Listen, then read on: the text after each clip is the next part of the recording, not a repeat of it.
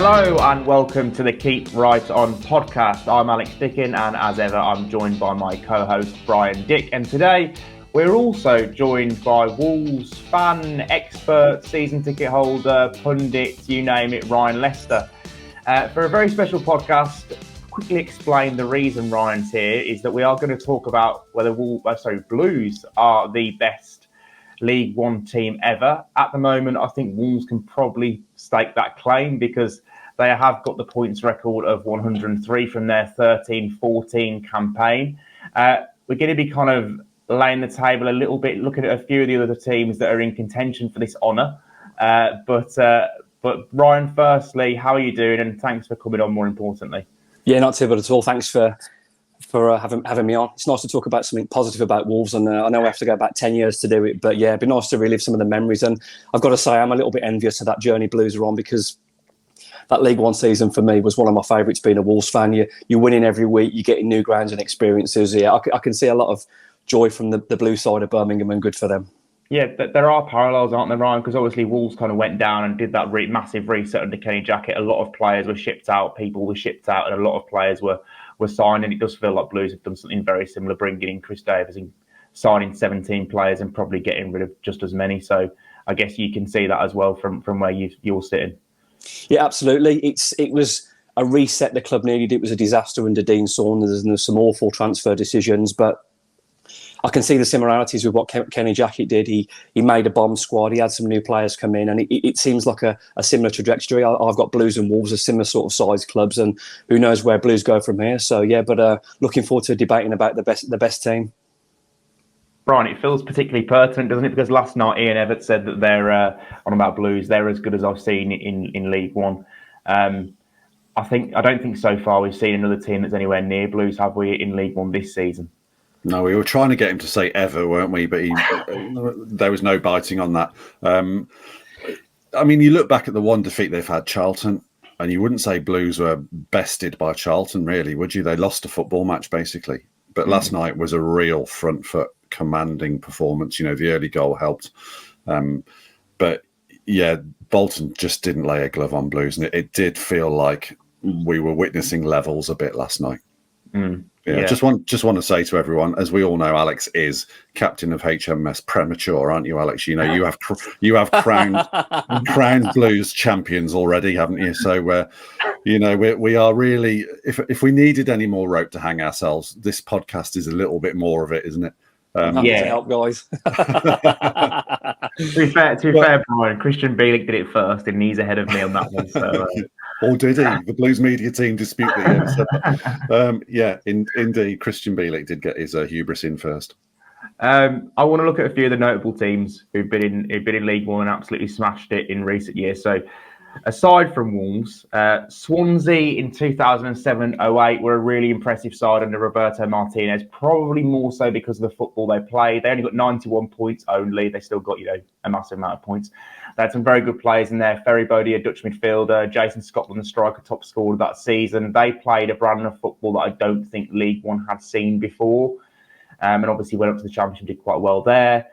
Leicester in 08-09 were just an absolute winning machine under Nigel Pearson. Matty Fryatt scored 27 goals. Andy King got 9 from midfield. And obviously we know Andy King was also part of that Leicester team that eventually went on to win the Premier League. Norwich in 09-10, 95 points under Paul Lambert, players like Wes Hoolahan and Grant Holt, and they actually went back-to-back and went straight to the Premier League. Brighton in 2010-11 under Gus Poyet, they had Chris Wood up front, got 95 points, an outstanding team. Interestingly, that year, Southampton actually came second in League One with 92 points, and they had a forward line which included Ricky Lambert, Adam Lallana and Alex Oxlade-Chamberlain, all of whom would go on to play for England. Bristol City in 2014-15 under ex-Blues manager Steve Cottrell. Chris Wilder, Sheffield United, that would quickly go up to the Premier League, I think, within 2 seasons of getting back into the Championship. All very good teams. Brian, Plymouth, a couple of years ago, got 101 points. Ipswich Town came second with 98 points. They also went back-to-back. So we've got 3 teams in recent history who've gone back-to-back in Norwich, Southampton and Ipswich. 2 of them in Southampton and Ipswich, I feel like we can rule out because they came second. We can't say they're the best League One team ever when they didn't actually win the league they were in. Yeah, that's fair. That Plymouth team, as you say, won 101 points. The team that finished third, Sheffield Wednesday, actually won 96. It was a crazy season that three teams just absolutely galloped away from the rest. And whilst the actual who was going to go up, fill the automatic places or be champions, went down pretty much to the final game. It was, it seemed that two of those three would go up pretty much from February onwards. And listen, far be it from me to say Plymouth with 101 points don't deserve to be on this list. But if you look at that team on paper, yes, they have the likes of Morgan Whittaker and Finn Azaz. But you would, you're not looking at South Korean internationals and Scotland internationals in that Plymouth side in the way that you are with this current Birmingham team. Yeah, to be fair, we didn't get Ryan on here to talk about Plymouth, did we? I'm glad you've not asked many Plymouth questions. Wolves are obviously they are the beacon of League One, aren't they? In terms of points, 103. They are the best ever, I suppose, statistically, and that's what Blues are aiming for. Just going to reel off some of the stats. Wolves got 31 wins and a plus goal difference of 58. They took 26 points from their first 11 games, 8 wins, 2 draws, 1 defeat. Interestingly, Blues have obviously now played 11 games and they have 28 points, so they are slightly ahead of schedule. Ryan, how good was that Wolves team? Talk to us a little bit about it. Well, just going back to the system reset after a disastrous few years, the double dip, as the Wolves fans call it, relegated from the Premier League and from the Championship, the club needed a massive reset and they got it. And we'll be forever thankful for Kenny Jackett for doing that, the way he managed the squad, the players that weren't probably what he wanted in terms of attitude, probably not ability, but in terms of attitude.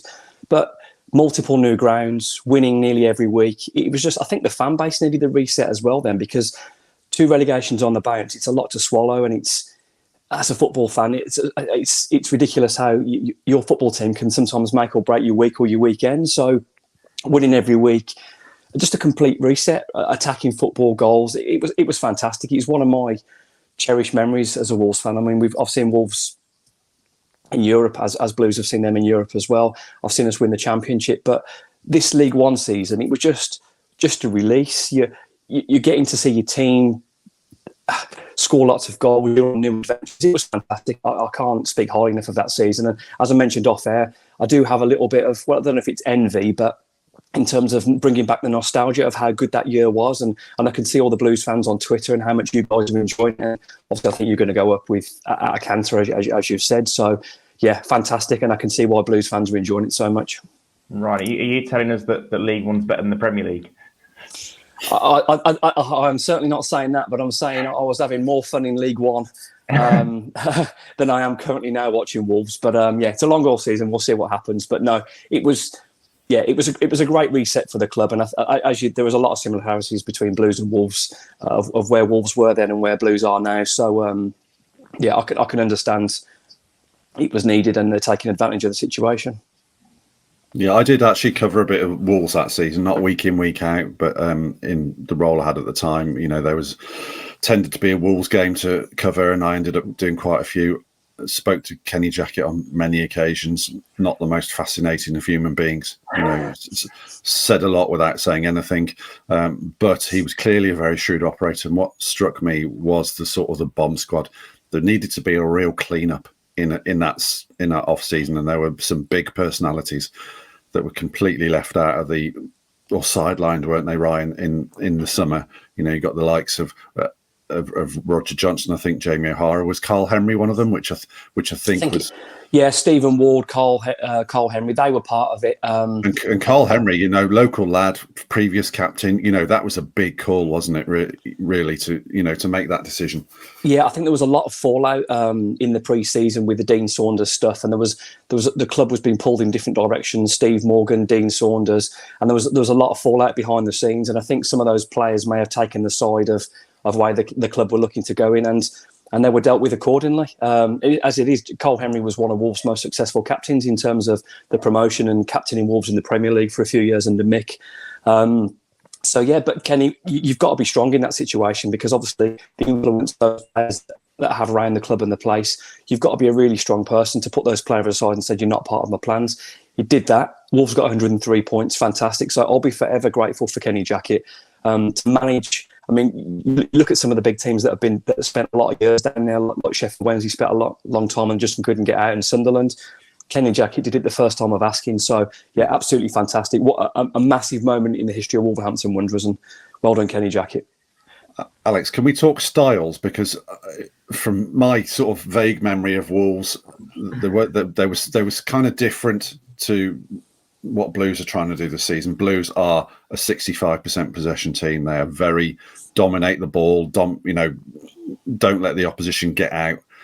If I have a memory of that Wolves team, they weren't quite as possession obsessed, were they? Yeah, it feels like Blues are really planning to go through the leagues, aren't they? They're kind of setting down markers now, doing probably what Ipswich did in League One, and setting down a style of play that they believe can take them back to back, or at least get them, into the Championship, competing well at the top end of that league. Because let's face it, every single Championship team now all plays, the good ones anyway, play the same way. They want to play out from the back. They want to keep the ball, and they want to create a lot of chances. And Blues are very much doing that. I feel like it's really good for Chris Davies to be starting from ground zero with Blues, because they do have the best team in this league. They have the best players, and now they can work on the patterns throughout this season. And so far, it's yielding results, isn't it? Wolves, like you say, Brian, from what I remember, and I'm sure Ryan will agree, they were more, I feel like they were a very solid team and organised, stacked with real individual quality up front in attacking areas. You look at the likes of Sacco, second half of the season, Dicko. I was saying to Ryan before we came on, I watched one game that season where I think against Walsall, and they were trailing 1-0. And for the last 20 minutes, it was literally Bakary Sacco just taking pot shots from 30 yards. And it was just whether the Walsall goalkeeper could keep them out. So, they had some outstanding individual quality. That is right, isn't it, Ryan? Yeah, I'd say so. Yeah, I'd say Kenny was quite a pragmatic manager. It was a 4-2-3-1, two holding midfielders, and then for half of the season, I think he kind of had Dave Edwards in the 10, and we know Dave's box to box, so it ended more of a 4-3-3, but he would pop up in the right places with headers and goals at the far post. So, was it always entertaining? No, but it was winning, and that was what was most important. As you said, the 31 wins, they weren't all pretty, but yeah, Wolves solid. Danny Bath, Richard Stearman, two season campaigners. I think Danny was a little bit younger then, but that's a good solid pair in there. And the likes of Kevin McDonald just pulling the strings. Wolves didn't really mind if they didn't have the ball so much, because, as you mentioned, when they were getting forward, the pace of Dicko and the pace of Sacco, it was, for League One, almost unstoppable, because you knew those guys would get chances at some point in the game. There was wobble. There was a real wobble for Wolves that season. It wasn't completely plain sailing. There was a wobble in December, late November to very early January time, where they only won 1 of 7 matches, lost on 3 occasions to Peterborough, MK Dons and Gillingham. Ryan, what do you remember of that time? And did the panic set in at all? I think you can't play. I don't think no team plays 46 games and can be relentlessly good and consistent. I think there has to be a dip in form. They're only human. I mean, we know Championship, League One, League Two football. It's relentless. When you're doing Saturday, Tuesday, Saturday, Wednesday, it is the drum is beating relentlessly, and it's hard. So I think inevitably there will be a dip. But they recovered from the dip and they went on and they did great. But of course, it'll be the first real test. Blues aren't going to win every game. They may get more than 103 points, they may not. But there will come a stage when there'll be no gas in the tank and they will get a bit quiet. But that's football. It's not sustainable to be brilliant every week over 46 games. So I don't think any team could do that. But you start to think, oh no, we've crumbled, and you have memories of the past where Wolves crumbled from a championship winning position in the championship to going into the playoffs. But I think the quality will shine through in the end. Players will have a dip. It's only natural. You cannot play that many games of football and be brilliant every week. But I mean, at the moment, Blues are, so it may continue, but I don't think it's sustainable to expect that every team won't have some kind of dip at some stage. To be fair, Wolves bounced back with 9 straight league wins, so yeah, they answered it in the right way. Brian, do we think Blues have got the minerals, the tools to cope when that dip or a couple of bad results do eventually come? Let's hope so. I would say they haven't been massively tested on that front. I suppose they've had it in little microcosms in games, haven't they, where they've give themselves a little bit of a mountain to climb by going down a goal early, or in the case of Peterborough, 2 goals early, and they have had the fortitude to dig in and keep playing their patterns and come through games. I think what Ryan's referring to more is those stretch of 5 or 6 games where you got a couple of key injuries, maybe a suspension, the pitches are heavy, everyone's feeling a bit leggy, and the pressure's starting to build because everyone's expecting Birmingham City to go out and spank their next opponent. We won't know until we get there. Do I think? I would say what I've seen of Chris Davis so far is every eventuality has been prepared for, and I would imagine they've got some physical players that can mix it. They've got they've got a bit of youth, they've got a bit of experience, they've got some new players who have seen it for the first time. It does feel like most boxes are ticked, but we can't honestly say with absolute conviction that yes, there won't be a 5-game run, where they only win once or you don't win at all. I think Davies is the person giving me the confidence because he's such a kind of serious human being, isn't he? And I don't think he'll let the Blues players take their foot off the gas for a split second.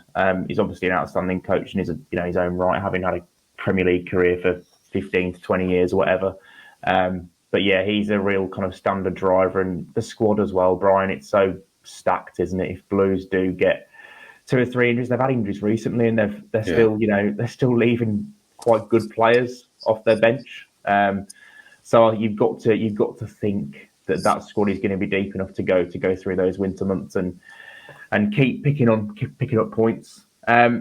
Moving on, I want to get around to a combined 11. So this is going to cause a bit of a debate. So Wolves had 5 players in the PFA Team of the Year that year. So Carl Ikeme was in goal, Sam Ricketts, Danny Barton in defence, Kevin McDonald in midfield, and Bakary Sakho obviously as well. Sakho was the League One Player of the Year. Dicko was quite exceptional that season when you think about it, because he started it with Rotherham, I think, on loan from That's Wigan. right, yeah.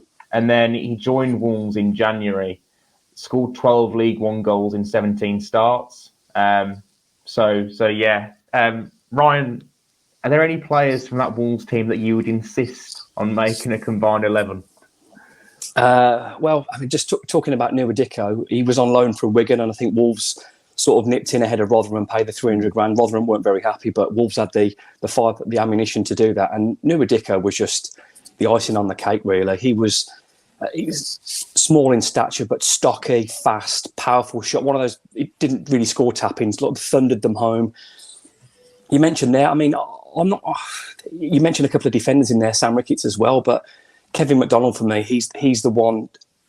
I mean, I know Sakho got Player of the Season sort of in terms of the division, but amongst the Wolves fans, Kevin McDonald was the Rolls Royce midfielder. 6'2", leggy, ran with the ball, passing, scoring screamers. Wonderful, wonderful footballer. He'd be the one for me I would pick above anybody else, but I can't leave Sakho out. I can't leave Dicko out. And there's no mention at all for James Henry. Come from Millwall. He was wonderful. I think he finished last year, retired at Oxford last year. Wonderful, wonderful footballer. Again, didn't score tap-ins. It's just reminding me again of what it feels like to support a team that's doing really well. Wonderful, wonderful times. Again, Ikeme, international for Nigeria. Danny Bath was fantastic. Richard Stearman, ex-Premier League.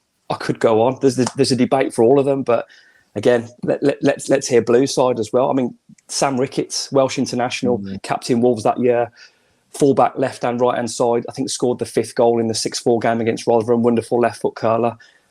Good times and some fantastic footballers that Kenny got the best out of. Should we go through them position by position, Alex? Is that the easiest way to do it? Yeah. I've made a combined 11, and I feel really guilty because I said to you last night that I've left Dave Edwards out, and then I thought Dave Edwards played 43 games for Wales, and he also played God knows how many games in the Premier League, always competed top end championship, might have had 2 championship promotions on his CV. So go on, position by position. Should we start with the goalkeeper? Yeah, indeed. So we've got Ikeme versus, I guess, Ryan Allsop, haven't we? Yeah. I mean, as impressive as Ryan Allsop has been since he's been introduced latterly into the side, Carl Ikeme for me was he was built like a goalkeeper. Was born to be a goalkeeper, wasn't he? And of the two, I think I'd go Ikeme. Yeah, I would as well. I concede on that one, definitely. 1-0 to Wolves. I'm not going to say that very often this season. Yeah, Hakimi was fantastic. Desperately unfortunate with obviously he had that terrible illness, and wish all the best to Carl. I've seen it. I saw him last week actually. Really good guy, fantastic goalkeeper. Who knows where he'd be playing and what he'd be doing now? But he got a real grip on things and was doing great. But yeah, fantastic. And I've got to say to him though, he did have Danny Batth and Richard Stearman in front of him in that season as well. But strong. Commanded his box, very, very good. So yeah, okay. Was he an international? He wasn't he? Right. Nigeria international. Yeah. I mean that nudges it for me. Yeah. Yeah. Right. Sorry, go on. Yeah. Right back. Obviously, Blues have got Laird, Gardner Hickman, Samstead. I suppose if you want to go right through the squad, Wolves had Sam Ricketts, so I believe he was captain, wasn't he, Ryan? Yeah, he captained Wolves that season. Really influential. He came in. He was sort of Kenny's man on the pitch, really. He was constantly organiser, constantly chatting relentlessly. Not the fastest of players, but just such a relentlessly good decision maker. Just always seemed to be there at the right time. So yeah, I think he scored 3 goals that season as well. Good player, Sam Ricketts. Very, very good. Not spectacular, but just solid. Yeah, Brian, I think Ricketts' record that season probably says we've got to go for him as well. I think. Yeah, I agree. I think the Blues right back berth is up for debate, really, isn't it? You know, so we haven't got sort of a 1-on-1 versus 1 contender. Yeah. So yeah, I was going to use the phrase for sort of that Ryan did was he was Kenny Jackett's sort of lieutenant, wasn't he, on the pitch? He was the grown up in the room. He was the man to be the poster boy for the new sort of vibe around and the levels of professionalism around Wolves, wasn't he? And yeah, free transfer from Bolton Wanderers, probably Wolves' most important in signing that season. But like I said, the lieutenant on the pitch, as you said, yeah, very, very good. And for the first time this season, Wolves go 2-0 up, but I'm sure they're not going to hold on to the lead. So I think they're about to level up here. Not if the Pak Shung Ho fan club here have got anything to do with it. Go on, Ryan. So centre-backs, to be fair, this is quite a decent matchup. So you've got, from a Blues perspective, Christoph Klara and Christian Bielik, unless you want to throw Ben Davies in there, Brian. It's been impressive, but I think the first choices are Bielik and Klara, aren't they? Yeah, so not just yet. From Ryan, Wolves have got Stearman and Danny Bart. Bart was quite young at the time, wasn't he? He'd had a couple of seasons in League One, I think, though, before with Sheffield Wednesday, and obviously did very well that season. Stearman, we know, ended up being a decent player in the Championship as well for Wolves. I'm going 2-0 here, Blues, to be honest. I just think that pairing Blues have got with Bielik and Klara, I think it takes them through the leagues. I think they're going to be the pairing Blues get to the Championship. For me, they're a pairing that could be top-end Championship straight away with how good they are, particularly in possession. And I think they've both got the potential to be Premier League players, probably, which hence why they were both at Premier League academies in Southampton in Clara's case and Arsenal in Bielik's case when they were growing up. So I'm going Klara and Bielik over Stearman and Bart. Yeah, I mean, Danny, well, it was his breakthrough season at Wolves, Danny Bath. He did great. He was captain, not that season, but he was captain when Wolves won the Championship. I know he's in and out of the team fighting with Ryan Bennett for the position there. And Stearman played quite a few games in the Wolves for Wolves in the Premier League. So both got Wolves promotions on the CVs, but I'm not going to argue on this one, Alex. I'm very grateful for them both. That they did great. But yeah, I'll concede on that one to bring you back into the game. I feel like left back's the easiest one we're going to have here. I don't know if you disagree, Ryan, but I feel like left back Cochrane is quite clear of Goldborn for me. Goldborn was the most used left back that season for Wolves. He didn't really make the step up to the Championship with Wolves, did he? He didn't play that much after he'd gone up, did he? Yeah, I think Wolves paid $700,000 from Barnsley for Scott Goldborn. Such a wonderfully talented footballer, like a real natural. But yeah, he probably didn't. He was one of the players you thought would step up and fly in the Championship, and he didn't really do that. But I think he was. He did have Saka in front of him, Bakary Saka in front of him. So maybe he had probably more defensive responsibilities in the Championship because he sort of Saka was allowed to do what he wanted, and probably rightfully so with that talent. But yeah, wonderful talent, Scott Goldborn, but probably not the best defensively, but a very gifted footballer. I'm not having Scott Goldborn purely for the fact that Kenny Jackett turned me over. on Scott Goldborn. We were doing a press conference towards the end of the transfer window, and we'd heard that Scott Goldborn was coming from Barnsley to Wolves. We asked Kenny about it. Any truth in this, Kenny? He said no, heard nothing. Later that day, Scott Goldborn was announced as a Wolves player, or he was in the building at the time. The announcement might have been a day later or something like that. But yeah, like you, Ryan, I remember a couple of Scott Goldborn making a couple of errors in the championship at championship level. You know, he made one at St Andrews in that pass back to put Blues a goal up. I remember Wolves were in charge of that game, if I remember. Yeah, and I think Wolves were on the chase for the playoffs, and the following Tuesday they went to Middlesbrough and lost 2-0. I remember it well because Scott Goldborn, he looked like he had a touch, and then I think Blues won 1-0 that day. Yeah, a very natural footballer, but not the greatest defender. Yeah, and I think Alex and I both agree that Alex Cochrane could be a dark horse for player of the season or signing of the season. Yeah, definitely. I mean, he's played every minute, hasn't he, in the league? Yeah. The only player who's done that for Blues this season. One thing I suppose we're never going to know until Blues get to the Championship, but Brian, do we think Cochrane's going to be like that ready-made left back and they don't need to go out and strengthen that department? I would say so, yeah, absolutely. Yeah, I see no issues with him at the moment, albeit at League One level, as you say. Yeah, he's not really been tested, to be fair. He's done everything that's been asked of him, though. So yeah, Cochrane in at left back. Midfield. We play a 4-2-3-1 because I think Wolves did tend to play a 4-2-3-1 that season, didn't they? Right. Yeah, it was a 4-2-3-1. Usually, as I said, Dave Edwards or Michael Jacobs playing in the number 10. Yeah. Dave Edwards more as the season went on. I think he was because Dave had probably a better engine than Michael Jacobs, although Jacobs was probably more creative. But I got to start off with Kevin McDonald. Probably one of the best seasons I've ever seen from any Wolves player. The way he dominated almost every single game. Quite often centre midfielders, not all the time, are the most technically gifted ones are like 5'7", 5'8", and they're sharp on the turn. McDonald was 6'2", strong, leggy, but he was also a beautiful footballer as well. So Kevin McDonald, I'm sure you guys won't disagree, has to be in this team. Comfortably one of the best seasons I've seen from any Wolves player. He was wonderful, and it's making me smile again. Some good times, but yeah, McDonald was scored some tremendous goals as well. Such a gifted footballer. I remember the length of passing and the accuracy of passing. His distribution was fantastic, and yeah, I would put Kevin McDonald. I think Kevin McDonald gets in this Blues team of 2013. Yeah, Kevin McDonald. Okay, Brian, where does he go? This is the problem we've got here. Yeah. Oh dear. What can I say to that? Can we play a different formation? Kev can play wherever he wants. Peck or Iwata, I suppose, would be the one to drop out. But then we come into this on the back of Peck's best performance in a blue shirt last night. Iwata scored a side foot volley from 20 yards. Pass. All right. I don't know. 4-3-3, and I'm playing all three of them. Okay. Yeah. Well, you can do what you want, can't you?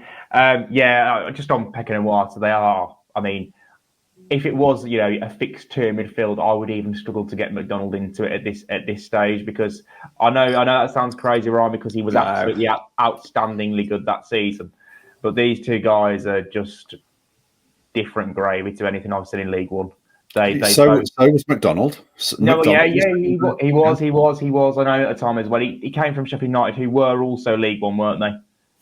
Yeah, Sheffield United weren't happy, and there was a clause in his contract. And again, someone else wasn't happy, but Wolves had the ammunition to do it, so they went and nipped in and got him. And he was, magnificent. I mean, you know how good Bakary Sako was that year. I would say Kevin McDonald was better. Yeah. He was obscene. I've never seen a footballer at that level manipulate the ball. And not just that, because he was so big, usually, I said, the technical players can get bullied a bit in League One. Kevin McDonald was massive as well, so people were bouncing off him. Yeah, I could speak about Kevin McDonald all day if you want. He was wonderful that season. You know, a player's done really well when he doesn't get the League Player of the Year, which Sako did. McDonald takes all the fans' accolades who watched him every single and the players, week. And the players' accolades. So yeah, I think we're going to have to just agree to disagree or say nothing on the midfield because both have clearly got outstanding midfielders.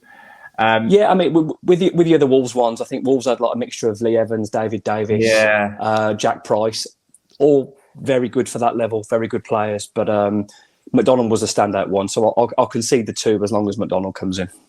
Yeah, we've gone to a 4-3-3. We might have to change that now when we're going to talk about the next this is a nightmare now. So okay, I've got a front 3 actually in my mind now. So if we go 4-3-3, we've got a front 3. The right winger. Well, James Henry. Well, if he's playing inverted, it has to be Bakary Saka, doesn't it? It has to be if he's cutting in. But he can play either side. He was outstanding, but equally not talked about enough. James Henry, he was incredible that season. And I know you're not going to get him in your team, but he was another wonderful player. Protected his fullback, beat his man, set up goals, score goals. So yeah, I'd pick James Henry on that side and Saka on the other, but I'm sure you're going to disagree. I'm going to break on the part. Saka gets into the side 100%.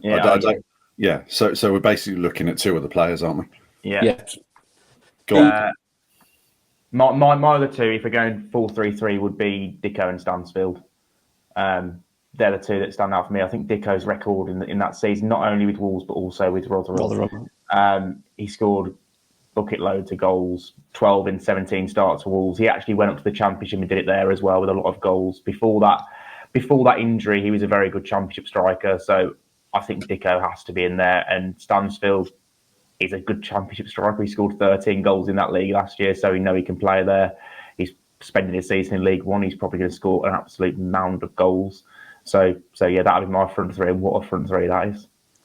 Yeah, Bakary Saka, he's such an unusual footballer because he looks so clumsy and he looked like he had a bad first touch. But if he had the chance to crank it back, a left foot was incredible. And that guy didn't score curlers or finesse goals. He was thumping everything.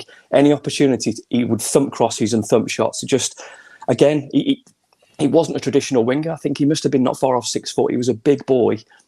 And he was just not the usual finesse of cutting inside and out. Power, run through you, run past you and bang. I'm not really sure you said he had any business being in League One. I don't think he did, but I was delighted that he was. I can actually see Brian's brain just thinking, how can I fit Willem-Willemsen into this 11? Yeah, I am. And I'm not sure I can. You know, basically, I've chosen McDonald. But putting McDonald into a 3 with Pekka means that Willemsen doesn't play. I can't dispute the fact that Stansfield has to be in there because he's a very good Championship striker. Never mind League One's record signing, who he's Blues talisman. And you can't really go against Nuwa Dicko. Dicko was unplayable that season. Maybe if we were to do this in 2 months' time and Thor's got 10 goals or 8 goals and 8 assists, then maybe there is more of a conversation. But at the moment, there's a nice balance. If you have Stansfield maybe pulling out to the left and Dicko through the middle, it works. Yeah, it does. So yeah, I'm happy to go with that. Yeah. I think that's one hell of a team. To be fair, I think the title of the podcast is "Are Blues the best League One team ever?" But I guess we'll only decide that at the end of the season by what points tally they have. At the moment, that is with Wolves. I think we're 6 and 5, aren't we, in Blues' favour on the combined 11? But yeah, anything to add? Not from me, no. Just to say that my little bit of maths, the rate Blues are rolling on at the moment has them going on for 117 points. So, Ryan better hope there's a bad spell in there if he has attaches any value to that League One points record. But yeah, it's been a fun discussion, and Blues are going along very nicely until we see what happens with that bump in the road. Yeah, I'd be very surprised if Birmingham City didn't win that league at a canter, getting promoted in probably March or say April time. Really, I'd be surprised if Blues aren't up by then. They're just too good. Whether they get the 103, I don't really mind. I've just enjoyed the opportunity to talk about Wolves in a positive way for half an hour, which I've not done now for about 6 months. So thanks for the opportunity, and I hope my Wolves insight had added a little bit of a bit more fun to the debate. Brilliant. Thank you, Ryan. Thank you, Brian, as well. And thanks, Ryan and everyone. Brian. Thanks. It's almost Dick and Chicken, isn't it? Again, Brian. Thanks everyone for listening. Please hit like, give us a subscribe, and leave comments on YouTube, and we'll try and get around to them. And have you also, really, are Blues the best League One team ever? We're on course to become the best League One team ever.